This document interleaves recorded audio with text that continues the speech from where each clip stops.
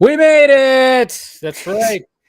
New intro right there that we promised you. There might be some tweaking in there that I'm still going to add to it, but that's kind of like what we have right there. But kind of cool, right?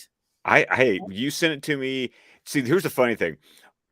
Literally, we get off air from last week's episode, Yes. and Dave's got the link sitting in his DMs. Yeah. And then he doesn't share it with me until like the next day. So I'm at work on Monday and I get the video and I'm sitting in the break room going, okay, that's cool. I like that a lot. Yeah, thank you to Alessandro Mask of Shy for putting that together. But yeah, I was like editing. I was like thinking about like tweaking it and obviously adding the logo yesterday, but didn't finalize yet. But that's pretty much what it's going to look like. But I'm going to add, of course, our logo of DC Fan-imated because that's what we are now, folks. Because we are not just talking about Batman anymore. We are talking Superman, and we're talking Last Son of Krypton Part 2.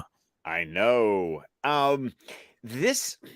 It's really weird watching The Last Son of Krypton broken up into the three parts because it is so clear that you're supposed to watch it as like one continuous.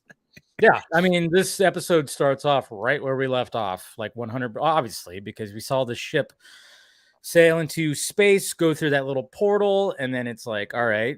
And pretty much when this episode starts, it is just the ship is about to make its landing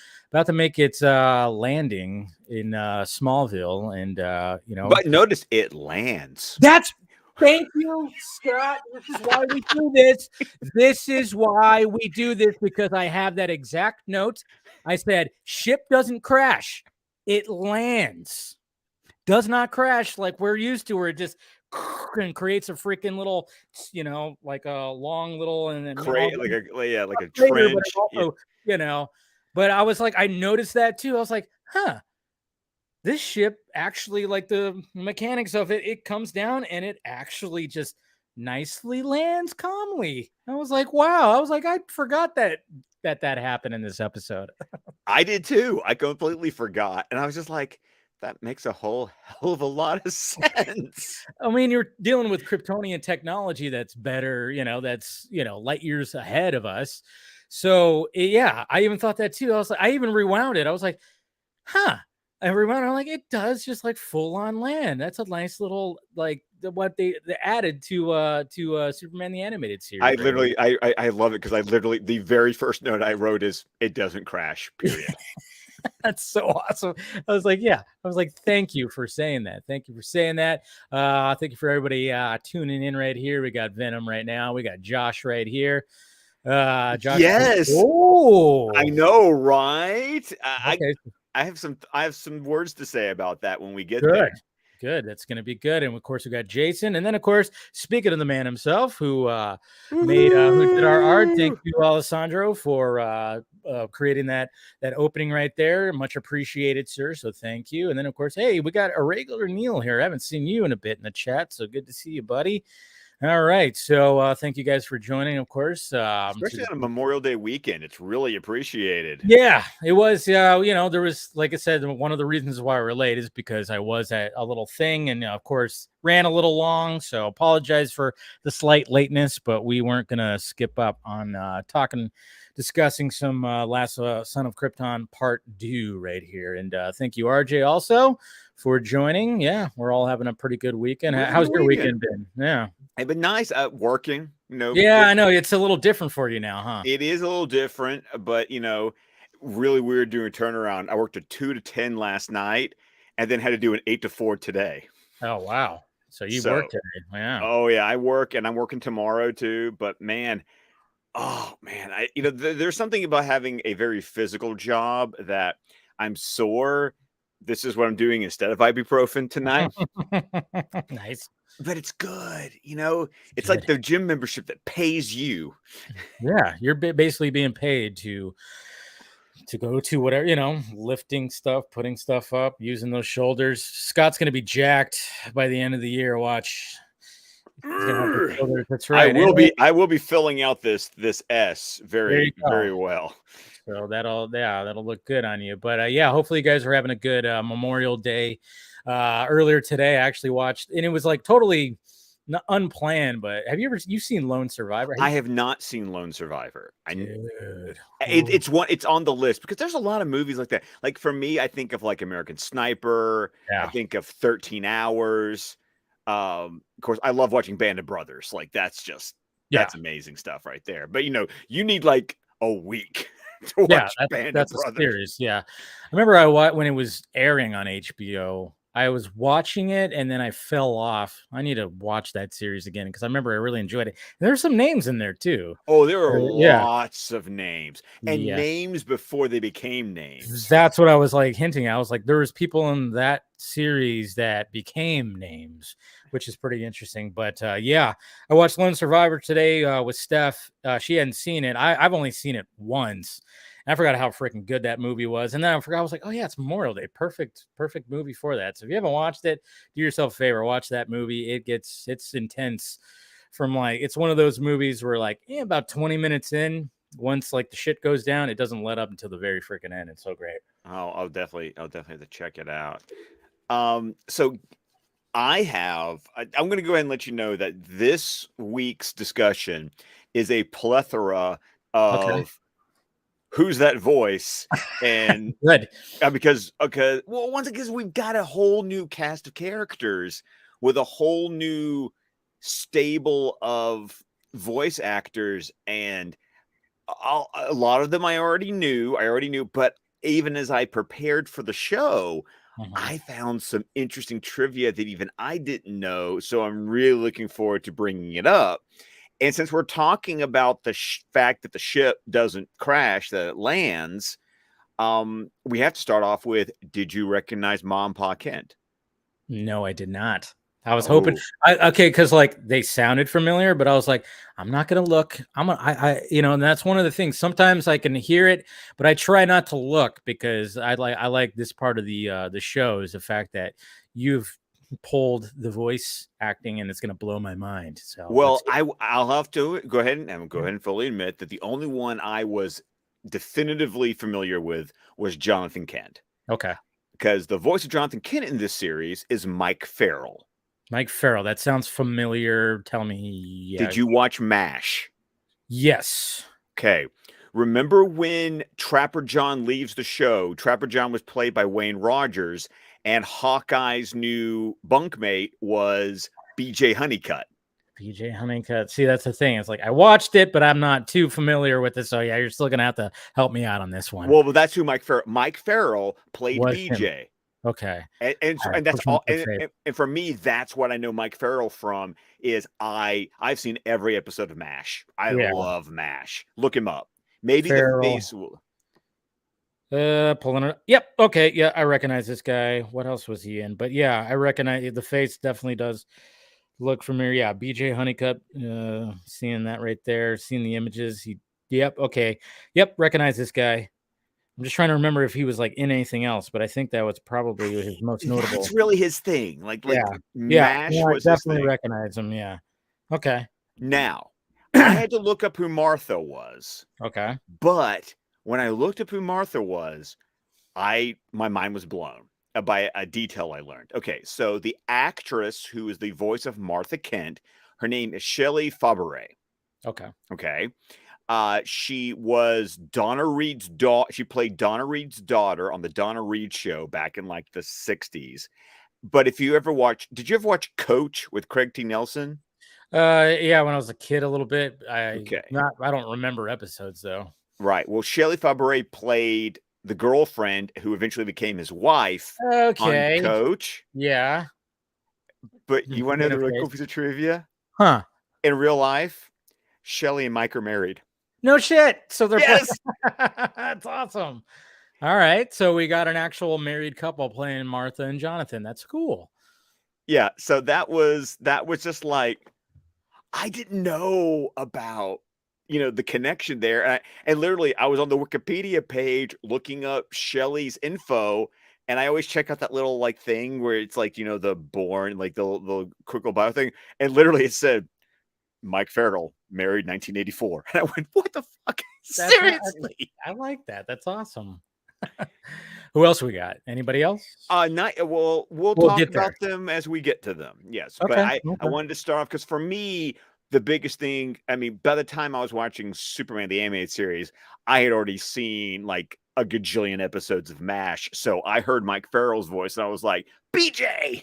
And I was There just you like, go. there he is.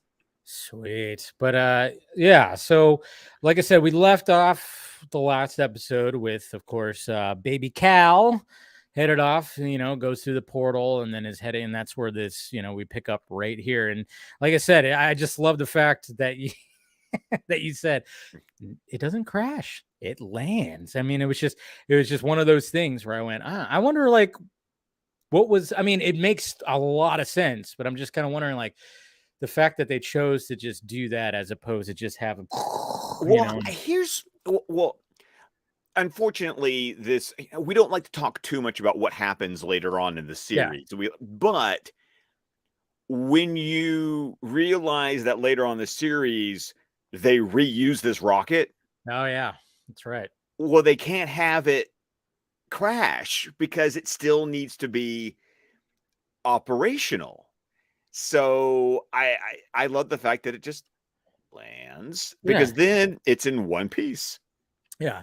It just comes in. Obviously, we see Jonathan and Martha driving in that truck, and of course they see like something going overhead, and then yeah, it just kind of goes like this. Those like not, I guess, reverse thruster kind of things. It just kind of, and then it just calmly just lands on the ground. Well, because and this is even before something like, well, I remember it really happening first in that old Fox space series, Space Above and Beyond, but then later Hmm. on, the reboot of Battlestar Galactica did it with the Vipers. But you got to think. I like the idea of it's a spaceship.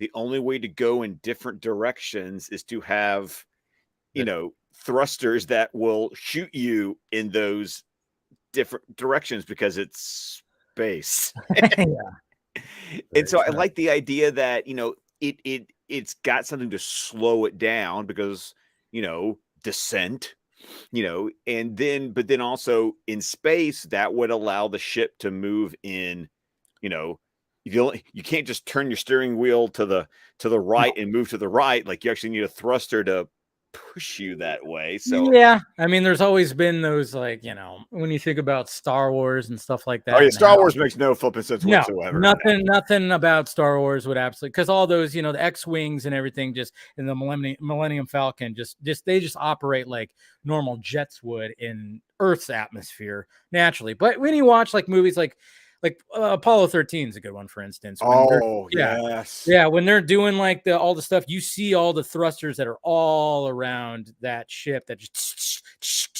and I think maybe even like, if you like Interstellar, probably you had some of that too. Oh yeah. Yeah. The more hard science Yes. fiction does that. But stuff like Space Above and Beyond and then the reboot of Battlestar Galactica, they took the idea of if these are going to be fighter jets in space, Yeah. how are we going to move in space like, we're watching freaking Top Gun, Exactly. Exactly. So, no, but that was just a cool little detail. It's like sweet. And then Martha's just like, she's just totally going, what is, and she just is all about like, what is this? I mean, we see her walking into like obviously there's like smoke or steam or whatever the heck is like It's just steam around because it. it lands in that Yeah, pond. Yeah. true. That's right. It lands in the pond. So creates steam. And she's just like, and then of course the door just opens, and naturally, just being the nurturer that she is, and and she just sees this little cute little baby wrapped up in a red blanket. She's just going, well, I'm just gonna grab onto you and hold you and walk around. And Jonathan's like, whoa, put that thing, what the hell is that? Well, and also I love the fact that he calls it a Sputnik baby. Like, Yeah. and I Yes. like that because it's like, okay, so without dating the show, Hmm. we're giving an idea of, all right, so when Superman arrives, we're kind of like Cold War. So we're probably landing in what's great is because the show came out in the 90s, they're kind of establishing he landed in the 60s. So by the time he's 30 something, it would be the 90s, kind of, in a way. Yeah, you're right. It does give like a little timeline right there, which, we talked about timelines when it came to Batman, and we were kind of wondering about Yes. that. And it was trying to just figure out just by little clues that they give us with episodes. But yeah, you're right. The fact that he said like a Sputnik baby, it gives us a little bit of a timeline too. So, and didn't he also refer to Clark as it, or Cal as it? Like put it back. Yeah. Put it back. Yeah. And Martha was like, Jonathan. But I also, what a fabulous transition for the time jump. I love it where she's like, Chris, or yeah, she starts naming off different names that she wants to, and of course they're all names that begin with C. And then all of a sudden she goes, well, maybe we'll do she says her maiden name, her maiden name, right? Because if for people who don't know, her name was Martha Clark. Yes. And so she's Martha Clark Kent. Yeah. That's where the Clark comes from. I love it when people recognize, the little details like that. But yeah, Clark was her maiden name. And it's interesting because they talk about it later in the episode, but there's always every interpretation of Superman, there's usually how do we explain the baby? Yeah. In the original, I mean, and when I say original, I mean Siegel and Schuster Action Comics #1 kind of deal. They actually, the Kents weren't the ones who found the baby. Someone else found the baby, took him to an orphanage, and then the Kents adopted him from the orphanage.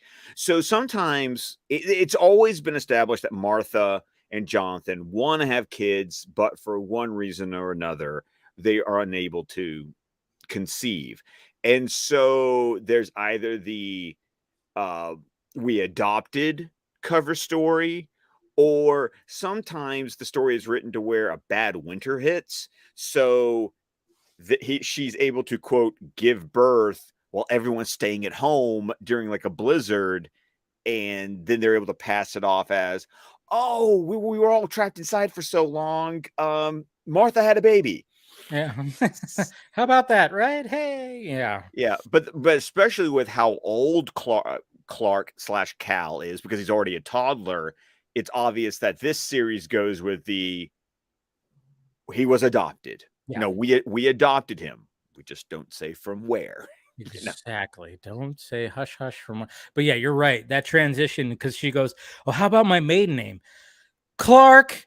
And it's just like, and then all of a sudden, it's his teacher calling out his name, and he's daydreaming, looking at a bird fly, which foreshadowing, of course. And we got Clark in the class, and the teacher's just like calling out his name and blah blah blah. And it's obviously high school. Yes. It's because they're talking about midterms. Lana's there. We get Miss Lana Lang, red hair, green eyes. I noticed that. I was like, man, they gave her the poison ivy kind of treatment when it came to her, because I was like, oh yeah, they got the green eyes on her with the red hair. I think that's like genetically, like that's one of because they're both recessive genes. Yeah, there is like statistically, if you have red eyes, there's a high probability you end with red hair, you end up with green eyes. It's one of those weird genetics things that happens. It's interesting, but yeah. So, and then naturally, she doesn't do well on tests. He does. Clark's smart, let's face it, even though he daydreams a lot. And then, and this is an interesting little scene that they have together too. Well, first off, I like how she calls well, first off, Clark is basically he's explaining to her that his senses are just going buck wild. And this is what I like too. Like when it comes to at least approaching Clark growing up, and obviously, if you read the books, you see how that is, and there's been more than one interpretation when it comes to that, sure. But then of course we think about Superman 78. I mean, I immediately, when we get to Clark in high school, and I mean, obviously what gets in my mind is when he's running next to the train and doing all that. And there's a scene in here where he's running that's very reminiscent of the Clark running scene in 78. Absolutely. Yeah, there's that. But I mean, but what's cool about this is that he is concerned and telling Lana, like, I can hear things like over there, those two, and I know they named them. I forgot their name, but it's they actually basically named Pete Ross. Oh, okay. So you get another great Yeah. Smallville, reference of Pete Ross, because Pete Ross is supposed to be Clark's best male friend from his Smallville days. Yeah, and he's basically saying, like, what's happening over there, saying that I don't know, what did they mentioned the girl's name too, but I don't remember. And the girl's name didn't stick with me, because I basically, once I heard Pete Ross, I went, that was it. That my brain went click. The Rick Dalton thing. Yeah. No, but he's basically saying that, oh yeah, she's saying that her parents are not going to be out of town. Yeah, I know. And then Lana calls her that little tart, which, obviously it's a kid's show. I think she meant little slut, but she called her a little tart. And I thought that was funny. But yeah, he's just basically explaining like how he's hearing things and just things are just. And he can see through the walls. I mean, he's not hiding his powers from Lana. He's totally telling Lana, this is what I can do right now. Yeah, she's basically, hey, you ever try to peek into the girls' locker room? And I'm like, come on, Clark, you have. I think anybody, any teenage guy would be like, well, if I could see through walls, well, let's. But Clark's also a nice guy, so maybe not. But anyways, I'm just saying. But I like. Well, that's what kind of funny, because in the show Smallville, he does that on accident. Oh, on accident. I'm just kidding. No, actually, literally, because he can't control it. It just happens. It happens. Yeah. But man, was that every teenage boy's dream right there? Anyways, but yeah, so I do like the fact that that's happened, and then all of a sudden he just goes, listen, he just hears something, and then of course we cut to like we have a family in like a RV, and the tire pops, and obviously madness is about to happen and everything. So of course Clark just like jumps right into action, and he's running super faster. I mean, he's not like, that's what's cool too. It's like, yeah, he's running really fast, and I think that's what I always liked, when anytime that you're introducing the powers, at least, and I do appreciate even what Zach did with the flashbacks. And I think that because it's been done so much, it's like, okay, let's show him as a kid. And when it came to the bus and the bridge thing, I thought that was a cool way to be like, all right, so we haven't really seen him, like, we don't see him do like leaping or running real quick, but we see him push a bus out of a river. I mean, that was something unique and different.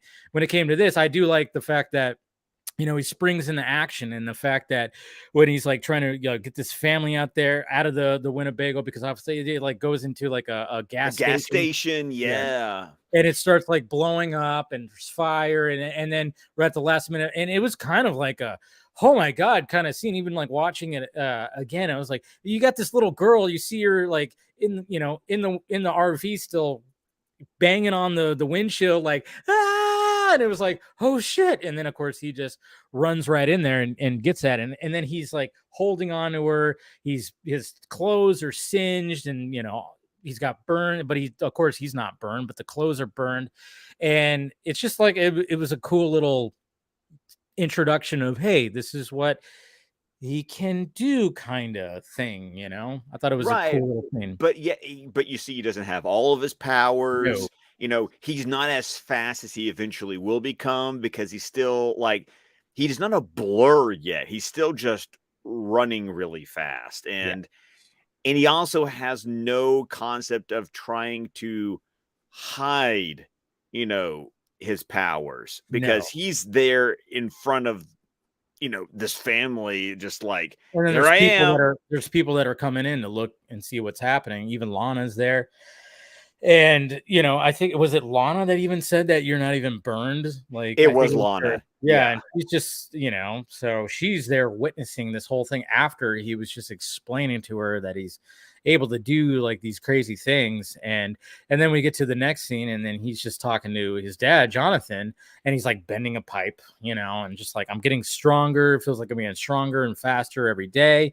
Shows off his heat ray vision. Yeah. Oh yeah, that's right. That was kind of cool, because he's just, because like the bent pipe that he showed, and then Jonathan's holding it, and he goes, "Yeah, I could do this too," and he just does that and just basically breaks it in half. And finally, this is the moment where Jonathan's like, "Martha, time to tell him." And this is once again because and I think it's also interesting that the ship isn't like in like a cellar. Yeah. It's literally just like in a Yeah. in a Yeah, they chest. don't go under. Yeah, there's no like going under the ground to find this ship. It's just it's basically like a big crate or something like that. Yeah, and Yeah. there's the rocket ship. Yeah. And starts explaining that, and naturally Clark is like, Remember when we no. said you were adopted? We just never said from where. There it is. There it is. And of course they have this box that they had that was in the ship that has whatever on it, and they're like, we don't know what the hell this is. Maybe you have the magic touch. And sure enough, he does, because as soon as he holds the box, it starts doing its thing, and then all of a sudden you see the S. Which And I then think it's cool because I think what would happen with a box like that, I think because the there's like two panels moving yeah. in directions, I think that if you matched up different parts, you could probably get like every crest, like I would imagine Oh yeah. that those things probably match up to create the various crests of the Yeah. different families on Krypton.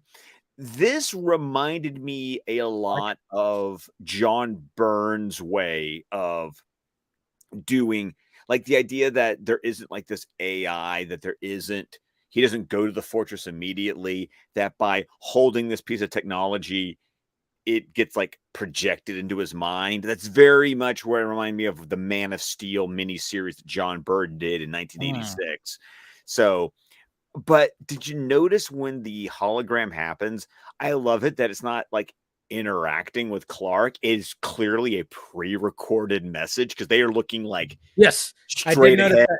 I did notice that because, like, yeah, because when you see them, obviously you see Jor-El and not Kara, uh, Laura. Lara. Jesus Christ, I was one letter off. When you see them, they're like talking, but of course he's at a distance. But when he gets closer, they're not like looking down. It's just straight up like they're looking forward. And I noticed that little detail too. I mean, again, there's different interpretations that we've seen when it comes to this too. I mean, I liked what Zach did when it came to the interaction, like with how they did with. I mean, obviously it was beautiful, and then of course, when it came to 78, it was more of just the crystals and the here, seeing them on the, you know, The big just projection of yeah, Marlon like a Brando's projection of head. it, yeah, and everything. So, but yeah, it was cool, and then basically and it was also kind of cool too, the fact that there's like a beam that's like, right here between his eyebrows, and it's the S too, and he's just like looking into it, and even Martha gets concerned because he's just like, no, no, it can't be true, and he's like, Because it's no one hurting else him. because Yeah. he's the only one who sees it. It's Yes. literally being beamed into him because he's the Kryptonian. Like Yeah, he's man. Some it, Kryptonian virtual reality, much better than ours. yes, exactly. By the way, I forgot to mention, there's Oh yeah, the also voice of Clark. the voice of Clark, the voice of Yeah. teenage Clark. Yes. Now this guy's voice has been all throughout. You recognize it, but I don't remember his name. Okay, his name is Jason Marsden. That's Jason Marsden. There you Now, go. did you know where you heard the voice before? I've heard him in. I mean, it's just so many other animation stuff. But I want to believe that he was also in Boy Meets World as Eric's friend. But anyways, I'll have to Yes, look that up. because we talked about Sure. this. Okay, right. Remember right. We talked about this because it's the same actor who played Spunky in the That's right. Baby Doll episode There it is. of Yes, Batman the Animated Series. that's what it is. But Yes. animation-wise, a couple of or voiceover things, in case anyone needs a reminder, or if I didn't even mention it when we did Baby Doll, he is the voice of Max Goof in the Goofy movie, Mhm. and he's Binks the cat in Hocus Pocus. There you go. But yeah, he's got that recognizable voice, and that's like the first thing that I think of when I hear his voice is he was in Boy Meets World as Eric Matthews' bestie for like 2 seasons, maybe 1 season. I don't know. But I remember he was there and then he wasn't, but he has a distinct kind of voice. And I was like, oh yeah, that's right. He's part of this too. And I forgot that you mentioned that. Yeah, in the Baby Doll one. That's right. That's right. But yeah, There you go. What's his name again? Jason Jason Marsden. See, I want to say James Marsden, but I know. And yeah. it's like, sorry, that's Superman Returns. No. Yeah, oh yeah, yeah. No, not that one, but not related, I don't think either. So No. no, definitely not that. So, but yes, I was like, yeah, I didn't want to forget to bring up the voice. But yeah, he doesn't want to accept it, and he's just, I mean, it gets to the point where he's like, I am normal. Like he wants, it's just kind not of a freak. Yeah, he doesn't, and it's a cool little scene because I mean, I guess we're kind of going to say like he's about 15, 16 years old at this point, maybe. I was going to say more like 16, 17. Yeah. Like up there. And, you're 17 years and you're trying to be, you're living a normal life. But then all of a sudden this weird stuff's happening and it's freaking you out. Obviously we got that it's freaking Clark out because of the way he was talking to Lana. And then even though he used his abilities for good earlier, it was just kind of like, but he doesn't want to, be looked at like that. Obviously. I think the idea is that he was accepting the fact that he had powers. Yeah. But the fact that he's an alien kind of pushes him, which is kind of cool because it leads us into the animated universe's version of a first flight scene. That's very true, which happens right after this, right after he gets out of this. I mean, obviously they explained what happened to Krypton, where he's from, who they are, and he gets the whole he literally gets a download. Yeah. And then he runs That's a off. lot to take. Yeah, it's a lot to take. So what does he do? He does the thing we've seen before where, the kid goes running out into the field or running away. But the difference is that he's running so fast that he leaps. And I love the fact that he starts off by doing the leaping. Because once again, for anyone who doesn't know, I know a lot of hardcore fans already know this, but if you go back to those early Siegel and Schuster comics, Superman didn't fly. Exactly. He leaped. That's why I said leaped higher than any tall buildings in a single bound, which is funny because he didn't start flying until the radio show. They had him flying, and then that got brought over into the comics. Superman has this weird history of so much of his mythology has been created all over the place, and we just think it's been there since the beginning, and it hasn't. So even the flying was something that came later. So I love the fact when they do things like this. I mean, Man of Steel does it.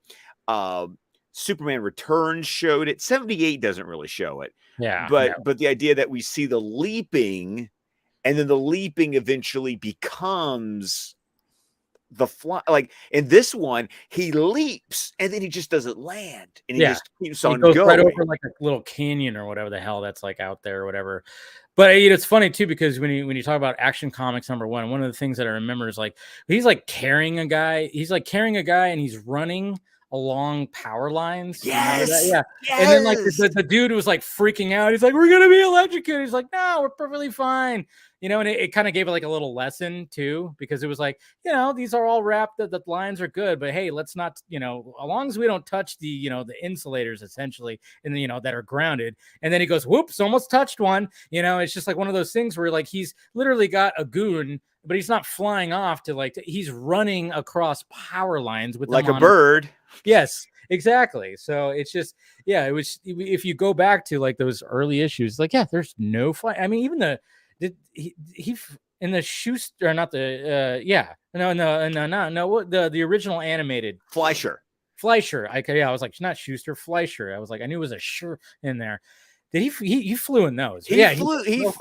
He leaped and flew. Yes, but because that's the opening had him talk about leaping. Yeah, that's because the voice in the Fleischer cartoons was the same actor who played him in the radio show. I think you told me that one time. Yeah, that's right. Cool. Because that whole intro we hear is now faster than a speeding bullet, more powerful than a locomotive. That's all from the radio show, and the Fleischer. And then later on, the George Reeves TV show, of course, had that. Just adopted it from the radio show. Yeah, but I just remembered that, in the action comics, the first one, and I was like, oh yeah, when he was running across those power lines with that dude on his shoulders, it was a cool little like I don't know, it was just cool because it was like, yeah, Superman wouldn't probably do that now, but it was a cool little thing then. But yeah, like you said, he just leaps like over like a little canyon or ridge or whatever the hell you want to, and then he's just like, all right, and then he turns around and decides to just be like, all right, let's try that again, but this time he sails into the air like the bird that he was watching as he was daydreaming in class. And it's a cool scene. It's a cool scene. It's a very cool scene. With the music or the score. It's actually it's my favorite part of the episode. Yeah. I think this episode personally to me, if you look at the 3-parter that is The Last Son of Krypton, part 2 for me is the weakest part. Okay. But for me personally, but this sequence I think is the highlight of the episode. I think it's a great part of the episode. Because then he flies around, he comes home to see mom, pa, everything's like, Mom, Dad, and they're like, what? And then all of a sudden he just and then just lands, and they're like, it's like an angel from the sky, just kind of just the way he lands. Yeah, and then it's kind of this awkward jump to Metropolis. That's part of what makes part 2 a little weak, or at least when you're watching it as a part 2 instead of watching it as an extended movie, like which you can watch. Is that suddenly we just jump and it's Metropolis and he's 20 years older, 10, 20 years older. It just doesn't work, especially when you don't take part 2 as like its own episode. Yeah, I did forget that when he is flying around, I did write Clark is also a dick to animals in this, because I think I even when I talked about it with Zach when I was doing my own video and it was First Flight happening, and I think Zach mentioned like, yeah, he fucks with those animals because he goes like through like those, and even like in this there's like some like sheep or whatever that he kind of flies. Mark Waid does it in Birthright. Yeah, and then there's like a dog that's like, what the fuck? What are you doing here? Like, there's like a dog and that's like running with them or something like that. And I was just I wrote that on there. I also did write when he's talking to Lara and Jor-El, they actually do say like, this will be your legacy. And I was like, oh, they said legacy. Hey folks, what's happening? I'm just the fact that they're giving them the information. So like, hey, what's going to be your legacy on this planet is, the fact that you're going to be somebody above, and you can be somebody that's greater and help humanity and blah, blah, blah. I just like the fact that, oh yeah, they said legacy. And I'm like, I'm kind of wondering, like, when it came to Superman Legacy and titling it that from James Gunn, I'm not saying that he totally pulled it from here, but it's such a part of the mythos, though. It is. Like, that's the thing. And that's what I was kind of getting at, is just the fact that that's why they sent him here. They knew that's like, okay, this place is dying. We're going to send you here. This seems to be the spot. I mean, it's even mentioned in Man of Steel, the fact that it's like, he'll be a god to them, and you got to pick like who, and then of course, Jonathan, even in Man of Steel, is like, you got to pick what kind of man you want to be, Clark. And, don't use your powers in anger kind of thing. And, it's just always like the lesson. Marlon Brando, as Jor-El says that in 78, it's they're great people, Kal-El, I forgot exactly what. There'll be people that will not accept you, that'll even try to kill you. They're giving him they gave him all the warnings, just like we've seen in previous, other iterations too. They're giving them all the warnings, and I like that consistency with the iterations. The fact that it's like, yeah, you're going to be something special, but there's going to be people that are be like, fuck you, man.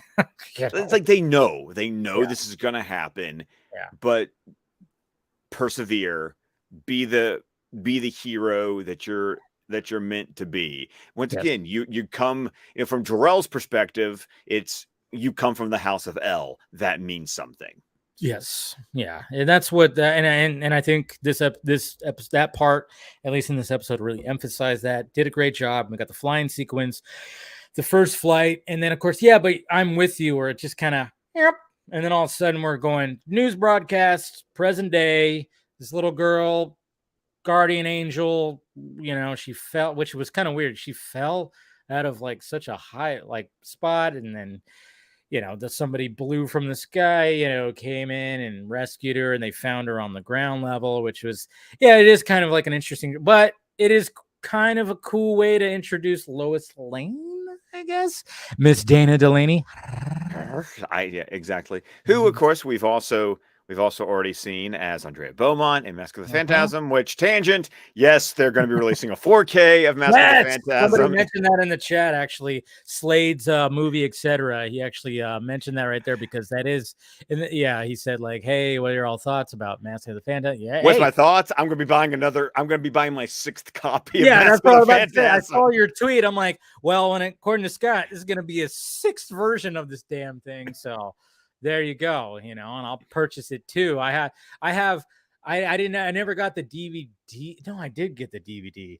I have the DVD. It's in a box somewhere. I had the VHS. So this will be my 3rd copy, because I plan on picking it up myself. So I'm only half than what he has. This freak over here with all the versions. And I don't still own all those versions, by the way. Yeah, but how many times? But this will be my 6th time to have bought the thing. Yeah, like I said, I think I have Masters of the Phantasm in a box in my closet as a DVD. But I remember I wore out that fucking videotape when it came out. Oh God, didn't we all? But that was the first time we saw Dana Delaney. We get Dana Delaney. Yeah, but before we get to Dana Delaney's Lois Lane, I want to mention a character who's created for the animated series. Oh, Angela Chin, the news reporter. Okay. Oh, yeah. That we see in the broadcast. Yeah, we see in the broadcast, voiced by Lauren Tom, who will come back later, because she will also be Terry McGinnis's girlfriend Dana in Batman Beyond. Oh, interesting. Okay, like it. I like that. So, but yeah, it is.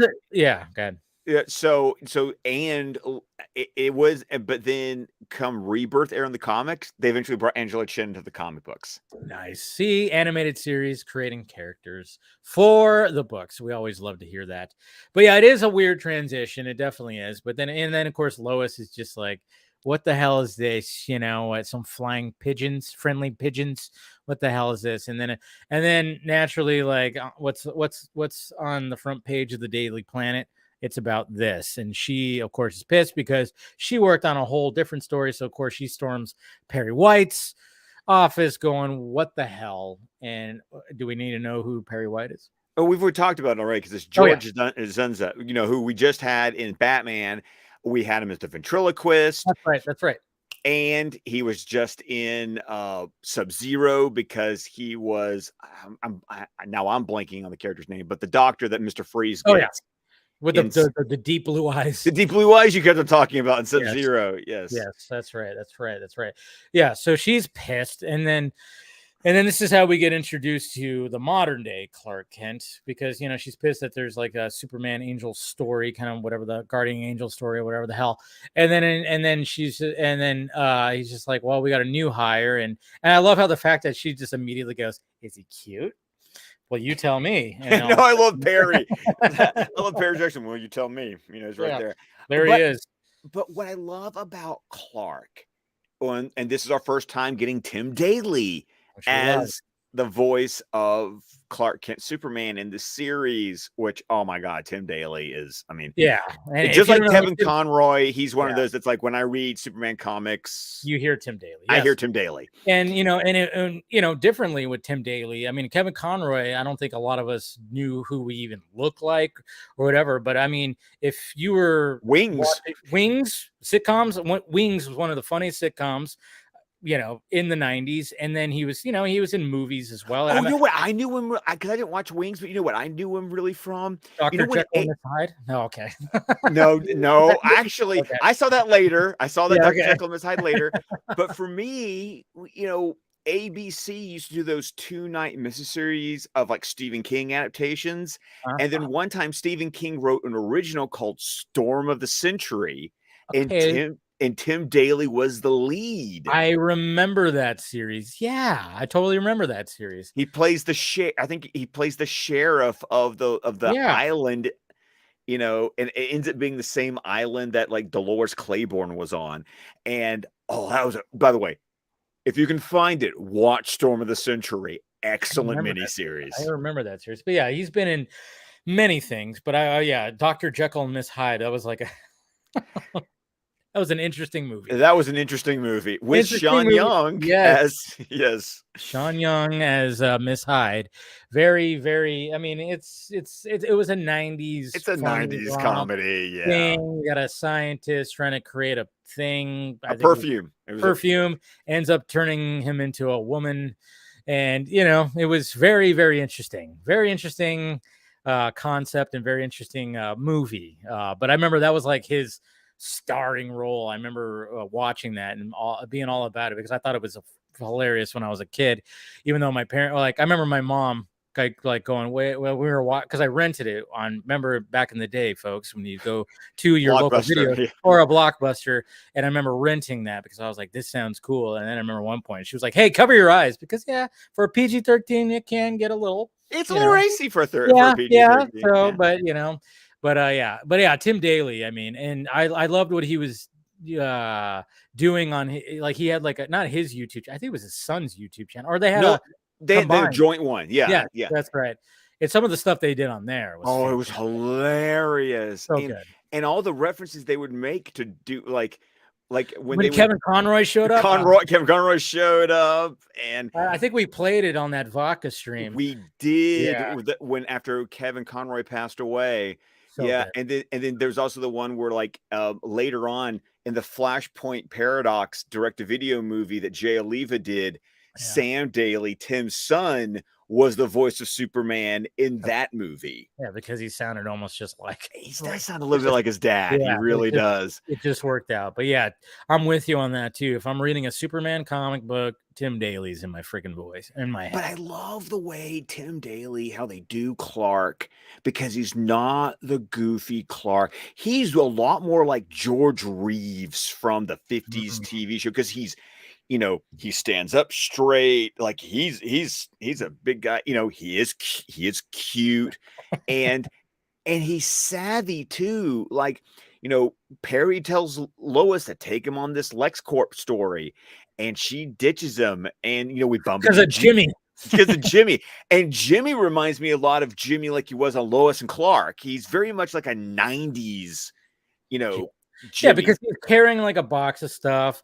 He's like talking. Cargo pants, like Yeah, he's got like a mullet a little yeah. bit. Yeah, and he's just like, "Oh yeah, I would like to show you my pictures and blah blah," blah. And he's dropping papers. So Clark, being the nice guy that he is helping him out. And Lois is just like, "See ya," you know, Miss Lane likes to hopefully, use me a lot. And the yeah, Clark goes, I'm sure she does. yeah, exactly. Like Clark already knows, like, oh man, this Lois is going to be something else. But yeah, she gets in the elevator and it's just like, see you later.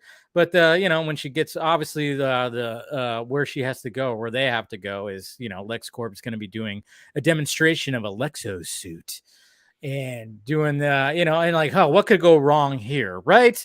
Right. But I love the fact that Clark's already there and Yeah. he's already got a quote. And Lois is like, How did you get here so fast? how'd you get here so fast? And then I flew here. Yeah. Yeah. And then she's like, did you get a quote? He said, yeah, if you share a byline, and Yeah. tucks it. I'm like, oh, Yeah, Clark's being sassy Clark here. He's already. I think he already gauged Lois and it was like, all right, I see how she's gonna be. So I'm gonna have to make sure I gotta make a name for myself here. And he's like 100% just almost reminding me a little bit of Lois and Clark, to be honest, like that yes. dynamic. Well, because he's not like he doesn't play the hayseed. No, Like she calls him Smallville because he does say, "Ever been to Kansas?" And she's like, "God yeah, no, yeah, you gotta know why." But yet he doesn't. But he doesn't come across like the golly gee, Miss Lane. yeah, He's like he has a little fuck you. I have a quote. You want it? Give me a byline. yeah, And I like that. And like I said, that's what makes me think of the George Reeves interpretation of Clark, because his Clark was very, you yeah, know, firm and confident and sassy. So if anyone hasn't watched the Adventures of Superman, to check out George Reeves' performance there, go check it out, because that's what the Clark in this animated series, like they pull a lot from that. And I like this being that version of Clark because he's not a buffoon. They don't play for the comedy. They play it for, I don't know. If I'm going to be a reporter, I'm going to have to be able to like make it in the city. Yeah, he's gonna have to hold his own, and that's what's good. Yeah, I do like the fact that it's not the bumbling. I mean, again, there's always the different interpretations, and I like the fact that, yeah, like you said, he's more confident. He's gonna, and yeah, I like, yeah, when he he tucks it in, he's like, yeah, but share like the, what do you say, the byline? Byline, Yeah, yeah. yeah. No, that's, yeah, they established that, yeah, there's going to be that kind of relationship between Lois and Clark in this version. And then of course we get the the Lexo skeleton suit 5000, whatever the hell it is, but it's just a Lexo suit. We get our introduction to Lex Luthor finally with the, I know, with Clancy Brown, of course. Mr. I mean, Clancy Brown, who's going to be showing up in the Batman. the Penguin. Oh, the Penguin. Well, he'll probably show up in the Batman. I would hope he would show up. I mean, it's freaking Clancy Brown. We He's just in the saw him Batman. Yeah. He was in John Wick 4, so you know what. He's got the distinct voice for sure. Yeah, I think we even talked about it on last episode. It's like, because he tried out for Superman, yes. Yeah. And the fact of the matter is, like, dude, you have a villain's voice. It's just, God. I think the first time I saw Clancy Brown was Pet Sematary 2. Oh, really? Yeah. I think definitely. Okay. Here's where the timeline gets fuzzy. Probably the first time I actually saw him was probably Shawshank Redemption, because he's the head guard in Shawshank Redemption. But of course, my most memorable thing is seeing him as the Kurgan in Highlander. Oh, yeah. Yeah. But I think, like, I didn't see Shawshank until later on. I didn't see it when it first, like, came out. It was one of those later movies where it's like, okay, I keep hearing about this movie. Let me watch it. Oh, it's one of the greatest movies ever. Okay. Yeah.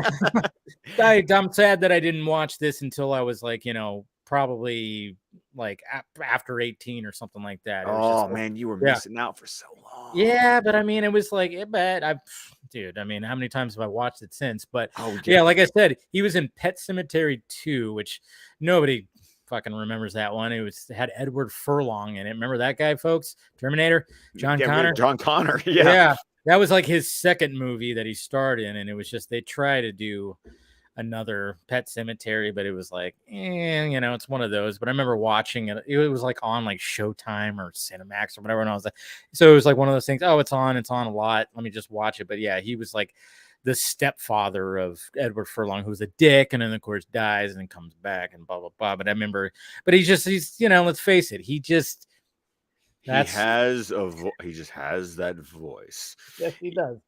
Yeah, and something I want to talk to you about this for a second. Okay.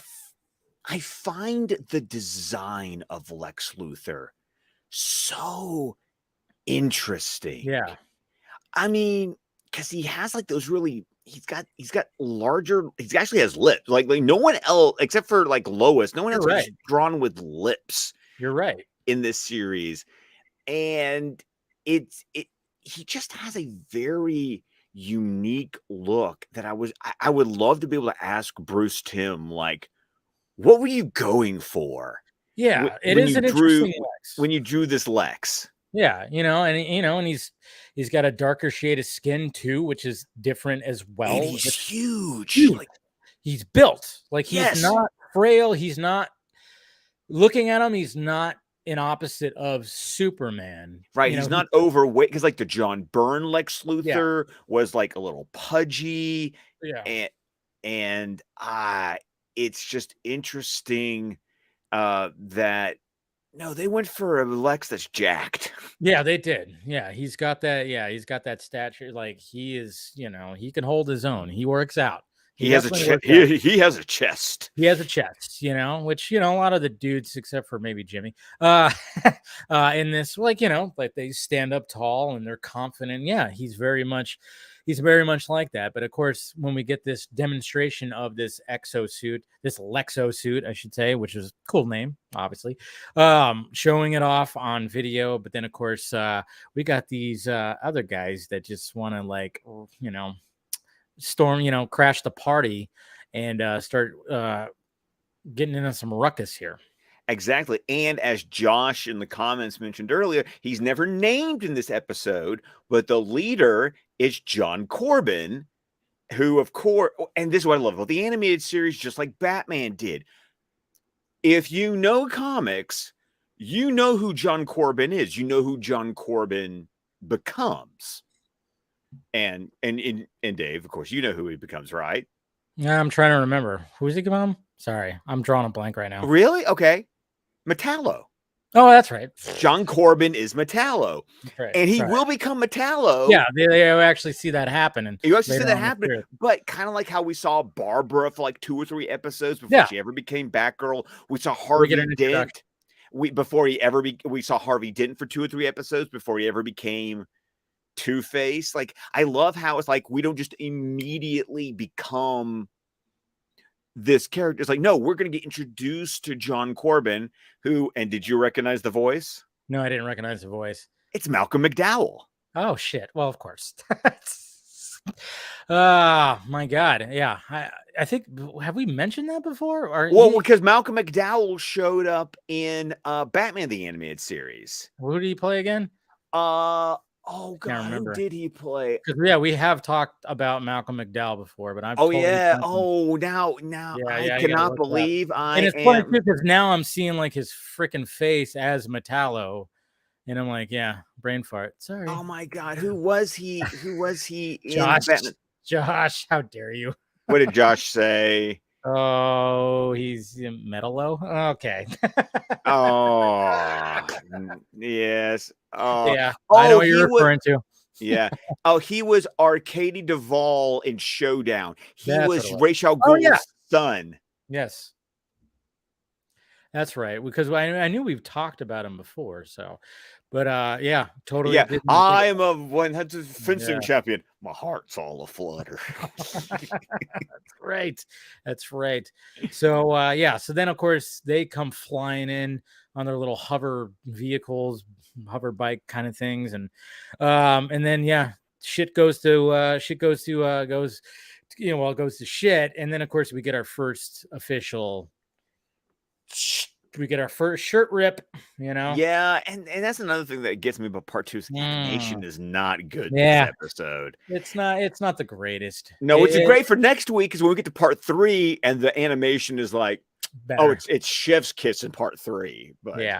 But and then all of a sudden, of course, he's got to swing into action, everything's going, and naturally Lois gets in, let's face it, Lois, even though she's very strong and can, but she'll trip over things. And she's running around in heels and a skirt. I mean, come on. That's true. Very true. It's not that easy, but this is where we want to clip in, because this is when we get our first official introduction to Mr. Superman right here in oops, I hit the wrong thing right there. Sorry. Share screen, not share file. All right, so here we go right here. So here she's about to run and trip over this thing. That's whatever this thing is right here. Right, whatever she trips over. Yeah, it's just right there. So, I like how her eyes like match her outfit. Oh, I never noticed that. There he is. Oops, and there's the theme. Yep.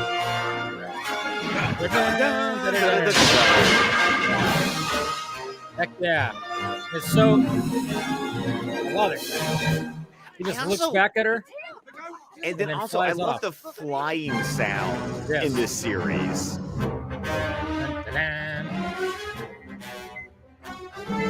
Gentlemen, believe it or not, we are being tailed. Believe it or not, we're being tailed. There he comes. He's moving so slowly. It looks right? Like. Oh, God. The different... Oh, look at that. And here's another thing that's always so important about what they did in the animated series that very much calls back to what John Byrne did post-Crisis, is that, like, those lasers hit him, and they hurt. Yeah. Like, it's not like doesn't... He's not... while it doesn't like destroy him, he also doesn't. It doesn't just like bounce right off of him. Like it's like, oh, that's smart.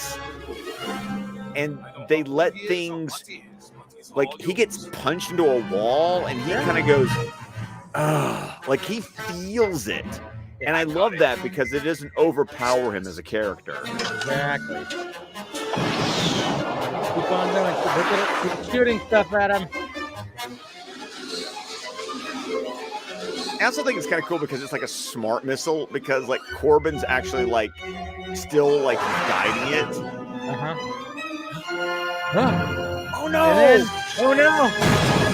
Airplane. Hits the wing. And that's fade it. to black, and that's the end of the episode. What the hell? It's like, what the shit? My God. I was kind of going like, because I was looking, I was like, oh, this episode ends. I'm like, oh yeah, it does end on a fucking cliffhanger, doesn't it? And sure enough, boom. Because when we get to it next week, I told you, like, I saw part 3 before I saw anything. So the plane crashing, how part 3 starts is like what I saw first. That's what you saw first. I'm trying to remember. I know, like I said, I watched that I watched right at the beginning. But yeah, that's an interesting spot to come into. But yeah, there you go. They just kind of like, all right, we're gonna leave it at this. We got our introduction to Superman, and he's doing some Superman things, and then all of a sudden, boom, we got a cliffhanger. And we're gonna see how that wraps up in part because he screws up. Yeah, he does, which is good. He's not perfect, you know. Right. I like, once again, this is what I love about the Superman. The Superman has to learn, and because they depowered him, you know, he takes punches, he gets shot, and he goes, you know, it hurts, and I like that. It's something that I'll point out later on with other things that that the creators intentionally did throughout the series when they were trying to bring Superman into, you know, this animated universe. Yeah, no, it's good. But yeah, I mean, obviously, like having the introduction be 3 parts is, you know, it's cool. You know, not everything executed. We're all like going, the first episode with all Krypton, I think we really just dug pretty much all of that. Oh, all of that. Because it was very focused, because it was just tell the Krypton story. Yeah, tell the Krypton story, give some backstory to Kryptonian culture, and showing, introduce Brainiac. Yes, it was, which, you know, it was just a perfect way to send that off, and then of course send off Cal. And then the way that this whole thing starts off strong, but yeah, the transition into present day, I think we both agree that it was okay. Now we're here. We're present day now. Cool. And there's Lois. All right, sweet. And you know, but it was just, almost felt like, man, I almost wanted maybe the teenage Clark to have this entire part, like this entire part of the story. You know what? It feels like he should have. It's like, it's like part 1 should have been all Krypton, part 2 should have been all Smallville, part 3 should have been all Metropolis. You know that? I think that would have been a better way to structure it, because like I said, like when it transitions to that present day, it is weird. It's just weird.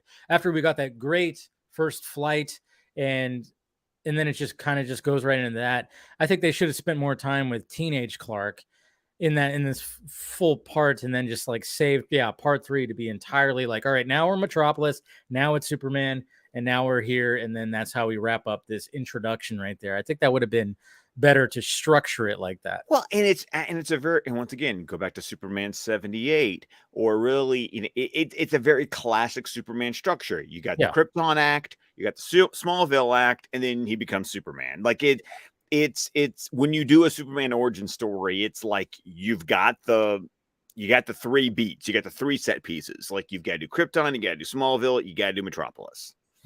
Yeah, maybe they should have did that. Maybe they thought about doing that, and maybe there was something that happened. We're like, no, can we get the Superman? We can't have a Superman series and not have Superman show up until the 3rd episode. Maybe that's what they were thinking.